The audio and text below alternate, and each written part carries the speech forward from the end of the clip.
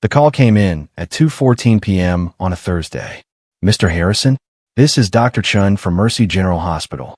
Your wife asked me to call you. She's been admitted to the emergency room. My heart stopped. Is she okay? What happened? She's stable now, but she's experienced some complications.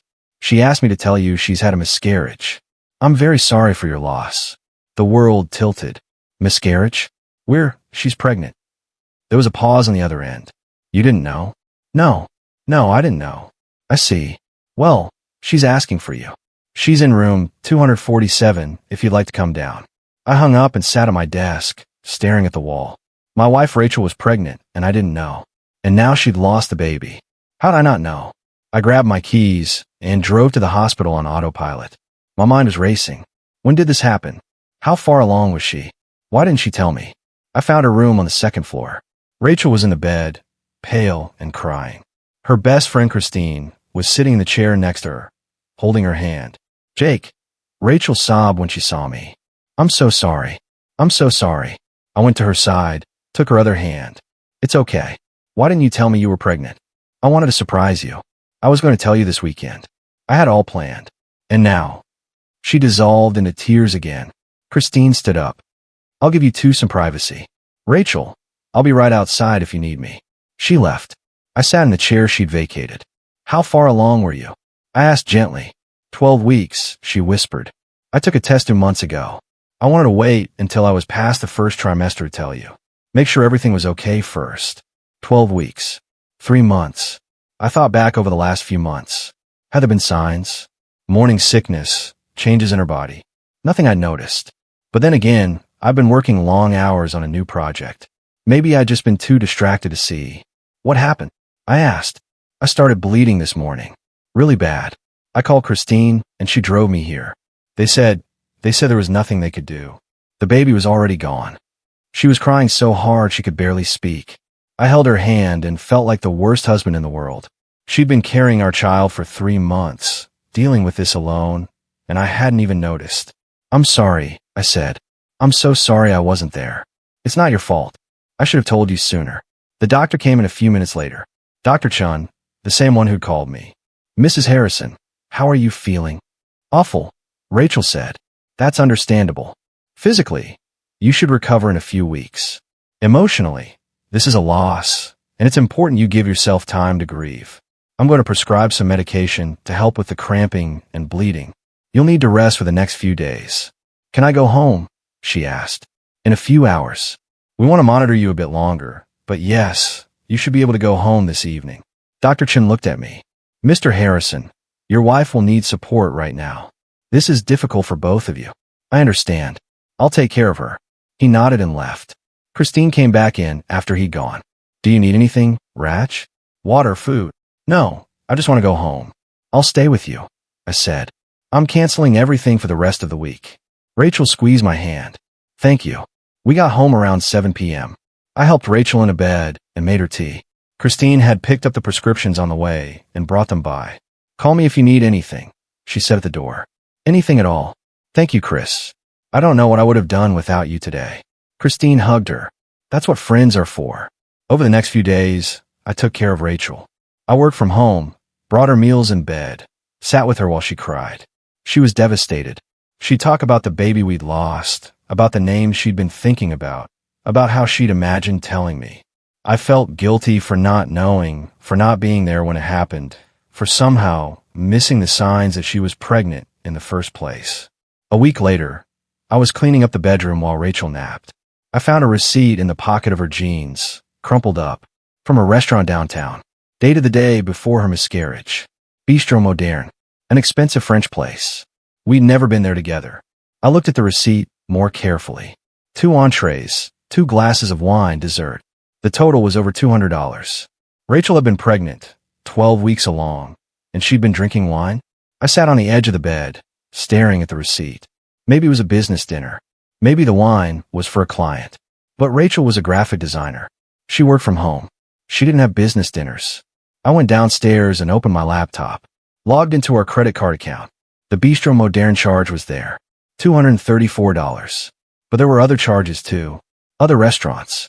A hotel downtown. Another hotel. Uber rides to addresses I didn't recognize. All in the last 3 months. The same 3 months she claimed she'd been pregnant. My stomach turned. I went back further. The pattern went back 6 months. Restaurants, hotels, rideshare services. Charges I'd never noticed because I didn't usually check the credit card statements. We'd always trusted each other with money. I took screenshots of everything. Then I did something I'd never done before. I opened Rachel's laptop. We didn't keep passwords from each other, but I'd never had a reason to look at her computer. I went through her email. Found confirmations for hotel reservations, dinner reservations, a confirmation for a weekend getaway at a bed and breakfast upstate 2 weeks ago, while I'd been at a work conference in Boston. Then I found the emails from Dr. Phillips, her gynecologist. I opened them. Appointment reminders. Test results. A prescription for birth control, refilled 4 times in the last year. Birth control. If she was on birth control, she couldn't have been pregnant. I sat there staring at the screen, trying to make sense of what I was seeing. Then I called Dr. Chun at Mercy General. Dr. Chun, this is Jake Harrison. You treated my wife Rachel last week for a miscarriage. Yes, Mr. Harrison. How is she doing? That's what I'm calling about. I have some questions about her treatment. Medical questions. I'm happy to help if I can, but there are privacy laws. I can't discuss your wife's medical information without her consent. I understand. But can you tell me if there were any tests done to confirm the pregnancy before the miscarriage? He hesitated. Mr. Harrison, I think you should speak with your wife about this. Dr. Chun, please. I'm finding some inconsistencies and I need to understand what happened. Another pause. Mr. Harrison, I didn't treat your wife for a miscarriage. I treated her for severe cramping and bleeding. She told me she believed she was having a miscarriage. I have no record of a positive pregnancy test from her hospital.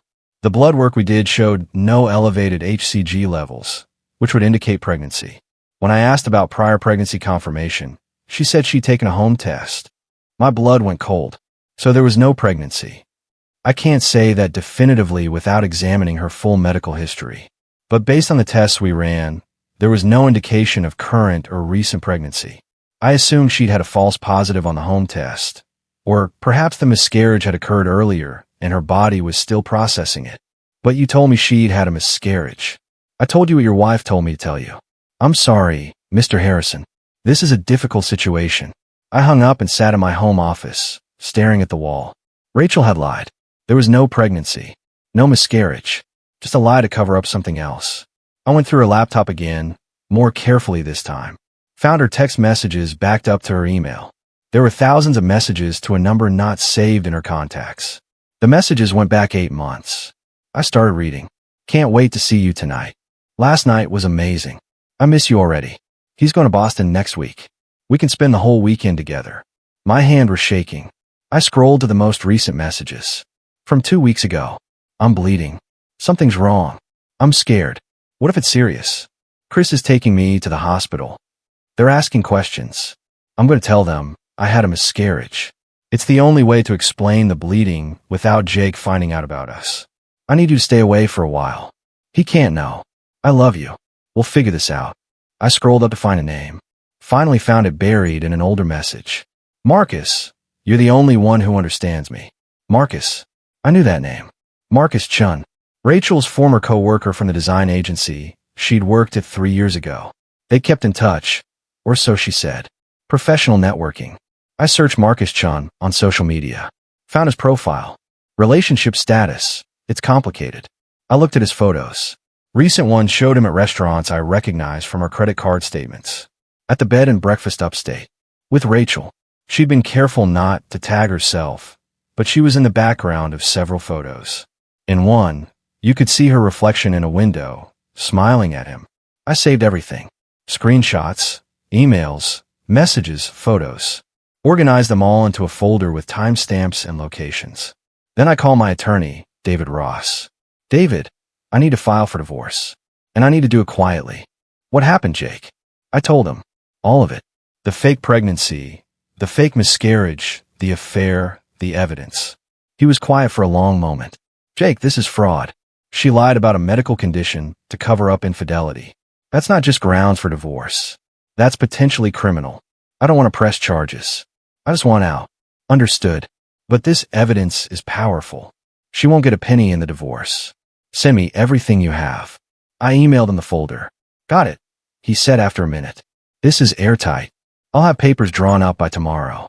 How do you want to handle this? I want to confront her first. I want to hear her try to explain this. Be careful. Don't do anything that could be used against you later. Stay calm. Record the conversation if you can. And don't make threats. I will. That evening, Rachel came downstairs for the first time in days. She looked better, more color in her face. I'm feeling a bit stronger, she said. Thank you for taking care of me this week. Of course, I said. Rachel, can we talk? Sure. What's wrong? I opened my laptop and turned it toward her. The screen showed the text messages with Marcus. Her face went white. Jake, I can explain. Explain how you faked a miscarriage to cover up an affair. I didn't fake it. I was really bleeding. I really went to the hospital. But you were never pregnant. Dr. Chen told me there was no evidence of pregnancy in your blood work. She sat down hard on the couch. How did you call my doctor? I called the hospital. And I found the messages, Rachel. I found the credit card statements. I found the photos. I know about Marcus. She started crying. I'm sorry. I'm so sorry. How long? 8 months. 8 months. And the miscarriage. I was bleeding. I didn't know why. I panicked. I thought if I said I was pregnant, if I said I'd lost the baby, you'd be too sympathetic to ask questions. So you lied about losing our child to cover up the fact that you were sleeping with someone else. I know it sounds terrible. It doesn't just sound terrible, Rachel. It is terrible. It's one of the most evil things I've ever heard. I made a mistake. A horrible mistake. But I love you, Jake. I want to fix this. You can't fix this. You lied about a pregnancy. You made me grieve for a child that never existed while you were sleeping with another man. Please, Jake. Please don't do this. We can go to counseling. We can work through this. No, we can't. I closed the laptop. I filed for divorce. You'll be served tomorrow. I want you to pack your things and leave. This is my house too. Actually, it's not. I bought this house before we got married. The deed is in my name. And after what you've done, you're not staying here another night. Where am I supposed to go? Marcus's place. A hotel. I don't care. But you're leaving. She cried harder. Jake, please. I'll end it with Marcus. I'll do anything. Please don't throw away our marriage. You threw it away when you started sleeping with him. You threw it away when you lied about miscarriage. Now get out. She sat there crying for another 10 minutes, but I didn't waver. Finally, she went upstairs and started packing. An hour later, she came down with 2 suitcases. I need time to get the rest of my things. You can arrange that through your attorney. Leave your key. She put her key on the kitchen counter and looked at me one last time. I'm sorry, Jake. I really am. So am I. She left. I locked the door behind her and stood in my quiet house, feeling empty and betrayed, but also strangely relieved. The worst was over. Now I just had to get through the divorce. The next morning, Rachel was served at Christine's house, where she'd apparently spent the night. Christine called me an hour later. What the hell, Jake? You're divorcing her while she's still recovering from a miscarriage. There was no miscarriage, Christine. There was no pregnancy. She lied about the whole thing to cover up an affair. Silence on the other end. Ask her, I said. Ask her to show you medical records, proving she was pregnant. She can't, because they don't exist. I don't understand. She was having an affair with Marcus Chun for 8 months. When she started having medical issues, she used the hospital visit to create a fake miscarriage story. I have her text messages admitting it. I have hospital records showing no pregnancy. I have everything, Christine. Oh my God. Yeah. So when she tries to make me look like the bad guy, you might want to remember that. She hung up. Over the next few days, Rachel's family and friends reached out. Her mother, her sister, her college friends, all defending her, all telling me I was cruel for divorcing her during such a difficult time. I didn't argue. I just said, ask her to show you the hospital records. Ask her to prove she was pregnant. Most of them stopped calling after that. The divorce moved quickly. David filed with all the evidence we had. Rachel's attorney tried to fight, tried to claim she deserved half of everything. David sent him the text messages where Rachel admitted to faking the miscarriage. Her attorney called David the next day. My client is willing to settle. She'll take $10,000 and walk away. David called me. What do you think? Counter with $5,000. Not a penny more. Jake, 10 is reasonable. It ends this faster. She faked a miscarriage and lied about losing our child. She gets $5,000. That's my final offer. He sent the counter. They accepted. We signed the papers 3 weeks later. Rachel looked destroyed. Thin, dark circles under her eyes, no makeup. We sat across from each other at David's office and signed our names. When it was done, her attorney gathered the papers. We'll file these today. Rachel looked at me. I really am sorry, Jake. For everything. I know you are. But sorry doesn't fix what you did. She left. David closed the door. How are you doing? Better than I thought I'd be. Mostly I just feel relieved it's over. That's normal. You handled this well, Jake. A lot of people would have fallen apart. I almost did. But then I realized falling apart was what she wanted. She wanted me to be so devastated about the baby that I wouldn't ask questions. I decided to ask questions instead. I drove home to my empty house. Made dinner. Watched TV. Went to bed early. The next morning, I got a call from an unknown number. Is this Jake Harrison? Yes. This is Marcus Chun. I think we need to talk. I almost hung up. But curiosity won. Talk about what? About Rachel. About what happened. What do you want, Marcus? I want to apologize. I didn't know she was going to fake a pregnancy. I didn't know any of that until after it happened. But you didn't know she was married. Silence. Yeah, he finally said. I knew. Then you have nothing to apologize for. You knew what you were doing was wrong, and you did it anyway. Live with it. I hung up. He tried calling back. I blocked the number. A month later, I was at a coffee shop when I ran into Christine. She looked uncomfortable when she saw me. Jake. Hi, Christine. Look, I owe you an apology. Rachel told me her version of things, and I believed her without question. I should have listened to you. It's okay. She's convincing when she wants to be. I asked her to show me the hospital records. She couldn't. Then she admitted the truth. About the affair, about lying about the pregnancy. Everything. How is she? Not great. She moved back in with her parents. She's seeing a therapist. She's trying to figure out why she did what she did. Good. I hope she gets the help she needs. For what it's worth, I think she really does regret it. She knows she destroyed something good. Maybe. But regret doesn't change what happened. Christine nodded. You seem like you're doing okay. I am. Better than okay, actually. I'm moving forward. Good. You deserve that. She left, and I finished my coffee. 6 months after the divorce, I met Emma at a work function. She was an architect, smart and straightforward, with a laugh that was genuine. We had coffee, then dinner, then more dinners. On our third date, she asked about my divorce. What happened, if you don't mind me asking? I told her the truth. All of it. She listened quietly. That's awful. I'm so sorry you went through that. It taught me something important, though. What's that? That I can trust my instincts. When something doesn't add up, it's okay to ask questions. It's okay to verify. Trust, but verify. She smiled. That's healthy. We took our time. No rush. No pressure. She met my friends after a few months. I met her family after that. A year after my divorce, Emma and I bought a house together. A new place, a fresh start for both of us. We were unpacking boxes in the living room when my phone rang. Unknown number. I almost didn't answer, but Emma nodded. Go ahead. I'll keep unpacking. Hello. Jake, it's Rachel. I hadn't heard her voice in over a year. What do you want, Rachel? I wanted to apologize. Really apologize. Not the sorry I said at the lawyer's office. A real apology for what I did to you. Okay. I'm listening. What I did was unforgivable. Faking the miscarriage, lying about being pregnant, all of it. I was in therapy for months trying to understand why I did it. I was selfish and cruel, and you deserve so much better. I appreciate you saying that. I heard you were someone new. I'm happy for you. Really. Thank you. I'm seeing someone too. His name is David. He's a good guy. We're taking it slow. I'm trying to be a better person. Good. I hope it works out for you. Jake, I know I don't have any right to ask this, but do you forgive me? I thought about it. Did I forgive her? I don't know if I forgive you, Rachel, but I'm not angry anymore. What you did hurt me, but it also freed me from a marriage that wasn't what I thought it was. So in a weird way, I'm grateful. I don't deserve your gratitude. Probably not.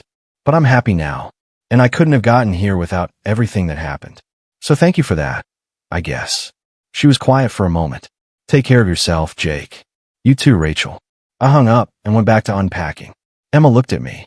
You okay? Yeah, that was Rachel. She called to apologize. How do you feel? Fine. It's really over now. I can let it go. She hugged me. Good. Because our future is more important than your past. Agreed. We finished unpacking and ordered pizza. Sat on the floor of our new living room, eating out of the box and planning where furniture should go. This was my life now. Honest, straightforward, built on truth instead of lies. And I was happier than I'd ever been. 2 years after the divorce, I was at a charity event when I saw Marcus across the room. He was alone, nursing a drink, looking uncomfortable. He saw me and tensed. I walked over. Marcus. Jake, I didn't know you'd be here. Fundraiser for the Children's Hospital. My company's sponsor table. Mine too. We stood there awkwardly. Look, man, Marcus finally said. I know you don't want to hear this, but I really am sorry for what happened. What I did was wrong. Yeah, it was. Rachel and I broke up about 6 months after your divorce. Turns out she was seeing someone else while she was with both of us. I almost laughed. Sounds about right. I deserved it. Karma and all that. Probably. I lost friends over it. My family was disappointed in me. I had to do a lot of work on myself to understand why I thought it was okay to have an affair with a married woman. And did you figure it out? Some of it. I was selfish. I wanted what I wanted and I didn't care who got hurt. That's not who I want to be. Good. Sounds like you're making progress. He looked surprised. You're not angry. I was. For a while. But I'm happy now. Happier than I ever was with Rachel. So it's hard to stay angry about something that led to something better. That's mature of you. It's practical. Holding on to anger only hurts me, not you. We talked for a few more minutes, then went our separate ways. Emma was waiting for me by our table. Who was that? The guy Rachel had an affair with. And you're okay? I'm perfect. She squeezed my hand. Good. The event continued. We ate dinner, bid on auction items, danced to the terrible cover band. On the drive home, Emma said, You know what I love about you? What? You don't let your past define you. You learn from it and move forward. I had good motivation. Building a future with you is a lot more appealing than dwelling on what Rachel did. I love you. I love you too. We got home to our house, our life, our future, and I realized that Rachel faking a miscarriage, as horrible as it was, had been the best thing that could have happened, because it had shown me exactly who she was, and it had freed me to find someone who was exactly who I needed. Emma and I got married a year later. Small ceremony, close friends and family, no drama. On our wedding night, she said, No secrets between us. Ever. No secrets, I agreed. Just honesty. Deal. And we build our marriage on that foundation. Trust, but verify. Honesty above all else. And the knowledge that sometimes the worst betrayal leads to the best future. I never heard from Rachel again, and I was fine with that. My life was full of better things now. Better person, better marriage, better future. And all because I'd asked questions when something didn't add up. All because I demanded the truth when faced with lies. All because I'd chosen myself over someone who'd chosen to hurt me. That was the lesson. Not that people will betray you, but that when they do, you have the power to walk away and build something better. And that's exactly what I did.